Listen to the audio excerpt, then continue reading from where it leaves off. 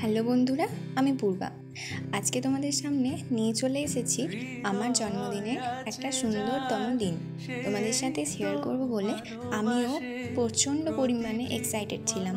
তো আজকে সেই দিনটা, যার জন্য আমি 1 বছর ধরে টানা অপেক্ষা করতে থাকি। দেখো, এখন বাজে প্রায় 5:30, আর আজকে ঘুমটা প্রায় খুব একটা আসেনি এক্সাইটমেন্টে, তাই খুব সকালবেলায় আমি উঠে পড়েছি।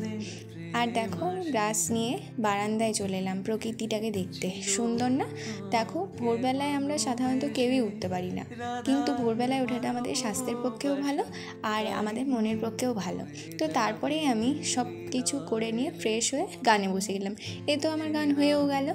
তো যাই হোক, এখন বাজে 7:10-15, আর আমি বিছানাটাকে ভালোভাবে ফ্রেশ করে নিলাম। আর সাথে তোমাদের সাথে এটাও শেয়ার করে নিই আমার হোম ট্যুর বলতে আমার রুম ট্যুর।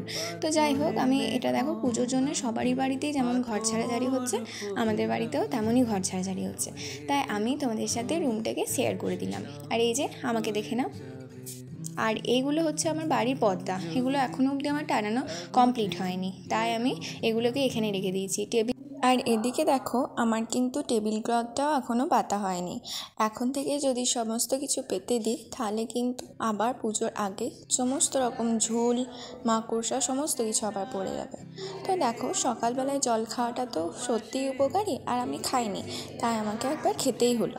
তো যাই হোক, জল খাওয়া ভালো, মায়ের কাছে, বাবার কাছে, সবার কাছে অনেক বকুনি খেয়ে আমি এই অভ্যাসটা ধরেছি।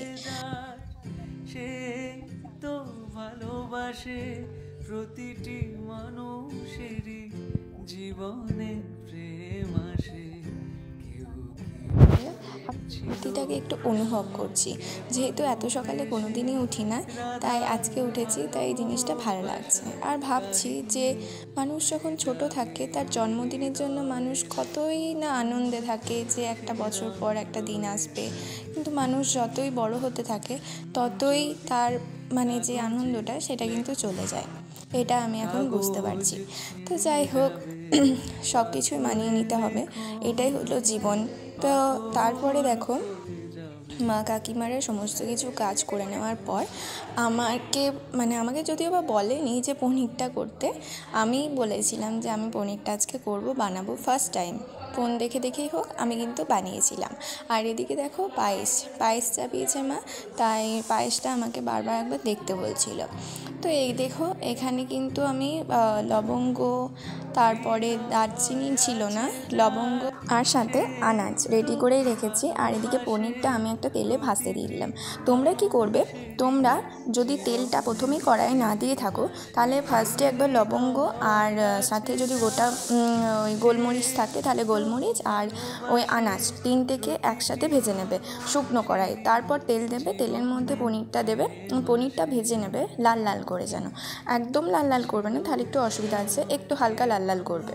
তো যাই হোক, পনিরটা নামিয়ে নেওয়ার পর পনিরের ওপরে কিন্তু ঠান্ডা একটু জল ঢেলে দেবে, যাতে পনিরটা অনেকক্ষণ পরেও নরমই থাকে।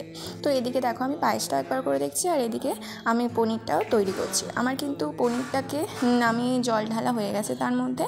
এবার আমি কি করব, তেলের মধ্যে লবঙ্গ, আদা কুচি, লঙ্কা কুচি আর যা যা ভাজা ভাজা ছিল সেগুলোকে আমি কিন্তু এই ফ্রাই করে দেবো এবার তেলে। তো আমার তেলে ফ্রাই করার পর পনিরটা তো আগেই কষে নিয়েছি, তারপর আলুটাও আমি একটু কষে নেব। যদিও এটা সেদ্ধ আলু, তোমরা যদি চাও তাহলে আগে সেদ্ধ আলু না করে এমনি কষা আলুও করতে পারো। তো যাই হোক, আমি এখন আলুগুলোকে ভালো করে কষে নেব। কষে নেওয়ার পর আলুগুলোকেও নামিয়ে নেব। আলুগুলো নামিয়ে নেওয়ার পরে দেখো, আর এবার আলুগুলোকে নামিয়ে নিয়ে আমি পনিরের সাথে আলুগুলোকে রেখে দেবো। কিন্তু হ্যাঁ, সাবধান, পনিরের সাথে একদম মিক্সড করে কিন্তু আলুগুলোকে রাখবে না। পনির আলাদা পাত্রে আর আলু আলাদা পাত্রে, আমি যেমন রেখেছি তেমন করে। তো যাই হোক, ওই তেলে, যেই তেলে আমরা আলু কষলাম, পনিরটাকে ভাজলাম, সেই তেলে আমরা একটা পেস্ট আগে তৈরি করেছিলাম, যেটা টমেটো আর পোস্ত একটু মতো আর আদা এই সব দিয়ে তৈরি হয়েছে। তো পেস্টটাকে আমি ভালো করে এখন ধুয়ে, যেগুলো ছিল সেগুলোকেও আমি কিন্তু এই কড়াইয়ের মধ্যে দিয়ে দিলাম জল ঢেলে। তো যাই হোক, আমি এটাকে এখন নাড়তেই থাকবো যতক্ষণ না এটা ফুটে আর একটু লাল হচ্ছে, আর একটু গাঢ় হচ্ছে, ততক্ষণ অবধি আমি এটাকে নেড়েই যাব। তারপর এটার ওপরে আমি একটু নুন দিয়ে দেবো। আর হ্যাঁ, তোমাদেরকে বলে রাখি, যাদের গোটা গোলমরিচ নেই তারা অবশ্যই, যদি গোলমরিচের গুঁড়ো থাকে তাহলে গোলমরিচের গুঁড়োটাই এই মিক্সটার মধ্যে দিয়ে দেবে, সাথে পরিমাণ মতো নুন আর একটু মতো হলুদ দিয়ে দেবে। আর গোটা জিরে থাকলে গোটা জিরে দিয়ে দেবে একটু মতো। সেটা আমার ভিডিওতে দেখানো হয়নি, তাই আমি কিন্তু দেখাতে পারিনি। দেখো, দেখতেই পাচ্ছ, যখন এই গ্রেভিটা পুরো টকবক করে ফুটছে তখনই আমি কিন্তু পনিরটা ঢেলে দেবো। আর পনিরের মধ্যে একটু মতো হলুদ দিয়ে দেবো, আলুটাও ঢেলে দেবো তার মধ্যে। আর হলুদ দিয়ে দেওয়ার পরে গরম মশলাটা, যদি জলটা বেশি হয় তাহলে গরম মশলাটা আর একটু দিয়ে দেবে।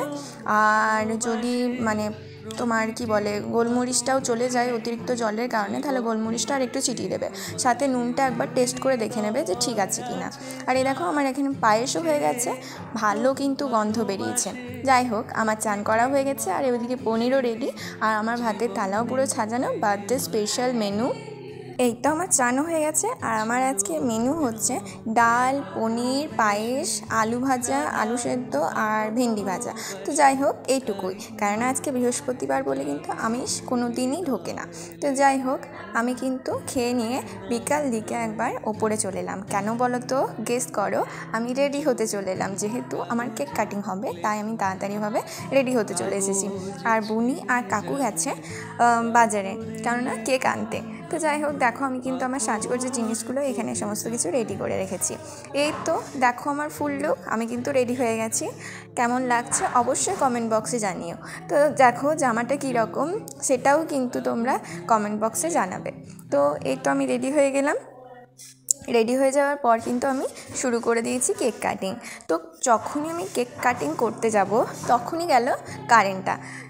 তো কারেন্ট চলে যাওয়ার পর দেখো চলেও এসেছে। আর বুনি বলেছিল, ভাই দিদি আমি কিন্তু তোর সাথে কেক কাটিং করবো। আমি বললাম কর। ওরও শরীরটা খুব একটা ভালো ছিল না জানো, কেননা ওর দুদিন ধরে জ্বর আর পড়ে গিয়ে পা কাটিয়েছে, তাই কিন্তু ওর শরীরটা খুব একটা ভালো নেই। আর বেচারি কিচ্ছু খাচ্ছে না, তাই যেটাতে খুশি হোক, বাচ্চা মানুষ, তাই সেটা করাই ভালো। তো দেখো, ও কিন্তু প্রথমে একটা কেক নিয়ে নিচ্ছে, আর আমিও মা কাকিমা সবাইকে দিয়ে দিলাম। ঠাকুমা তো খান না, তার কারণ হচ্ছে ঠাকুমা নিরামিষাশী। তো যাই হোক, এখানে বুনির গলায় ব্যথা করছিল, তাই আমি ওকে একবার হাই করে দিতে বললাম। আর এদিকে দেখো কেকটাও কেমন হয়েছে অবশ্যই কমেন্ট বক্সে জানিও। তো এই তো মা, কাকিমা, ঠাকুমা সবাই আমাকে বকছিল, কারণ আমি ফোন নিয়ে এত ব্যস্ত ছিলাম। তাহলে বন্ধুরা, যদি আমার ভিডিওটা তোমাদের ভালো লেগে থাকে অবশ্যই একটা লাইক, কমেন্ট আর শেয়ার করে দিও, আর সাথে সাবস্ক্রাইব। টাটা।